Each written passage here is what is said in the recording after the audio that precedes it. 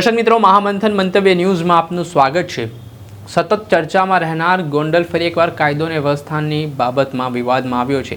ગઈકાલે રાત્રિ દરમિયાન ગોંડલના મુખ્ય શહેરના જે કૈલાસ કોમ્પ્લેક્સમાં દુકાન આવેલી છે, તે દુકાનમાં બે જેટલા યુવકો પર ઇનોવામાં આવેલા આરોપીઓ દ્વારા લાકડીઓ ધોકા વડે હુમલો કરીને તેમને ગંભીર ઇજાઓ પહોંચાડવામાં આવી અને કાયદા અને વ્યવસ્થાના ધજાગરા ઉડાવવામાં આવ્યા। ઘટનાની વાત કરીએ તો આ કૈલાસ કોમ્પ્લેક્સમાં ગૌરવ જોશી અને તેમના મિત્ર હરદીપ હતા, ત્યારે આરોપી બિટ્ટુ જાડેજા સાથે તેમની બબાલ ચાલતી હતી અને આ બાબતની દાજ રાખીને ધૂળેટીની રાત્રિ દરમિયાન જ્યારે કોમ્પ્લેક્સની અંદર બંને મિત્રો હતા, ત્યારે આરોપીઓ ઇનોવા કાર લઈને ત્યાં પહોંચે છે, જેમાં 4 થી 5 જેટલા શખ્સો છે તેમની પાસે જે લાકડા હોય છે, ધોકા હોય છે, તેના વડે ગૌરવ જોશી અને હરદીપ ઉપર જીવલેણ હુમલો કરે છે। આ ઘટનામાં બંને યુવકોને ગંભીર ઇજાઓ પહોંચી છે અને તેમને ગોંડલની સરકારી હોસ્પિટલ સારવાર હેઠળ ખસેડવામાં આવ્યા છે। આ ઘટનાની જાણ ગોંડલની સ્થાનિક પોલીસને કરવામાં આવતા પોલીસની ટીમ પણ ઘટના સ્થળે દોડી આવી હતી। આ ઘટનાના સીસીટીવી ફૂટેજ પણ સામે આવ્યા છે, જેમાં આરોપીઓ જ્યાંથી આવે છે, જે રીતે હુમલો કરે છે, તે તમામ ઘટના કેદ થઈ છે।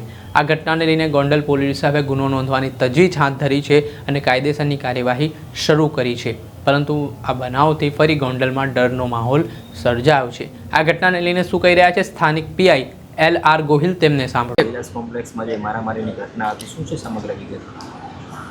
અત્યારે ફરિયાદી ગૌરવભાઈ ભરતભાઈ જોશીની ફરિયાદ લેવાનું ચાલુ છે।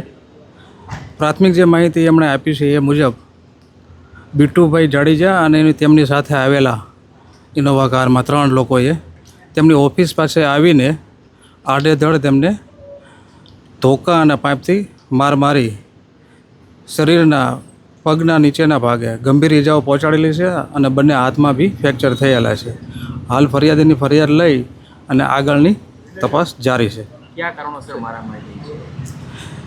કારણમાં પ્રાથમિકમાં ફરિયાદી એવું જણાવ્યું છે કે તેમની જૂની દુકાન છે મોટી બજારમાં, એ દુકાન બાબતનો જૂનો વિવાદ છે, જે પાઘડી પણ એમની દુકાન આવેલી છે, એ દુકાનનો ઇસ્યુ છે, એ વિવાદ બાબતે ઝઘડો થયેલો છે। આપણે સાંભળ્યા હતા ગોંડલના સ્થાનિક પીઆઈ LR ગોહિલ, તેમણે આ મામલાને લઈને પ્રતિક્રિયા આપી છે।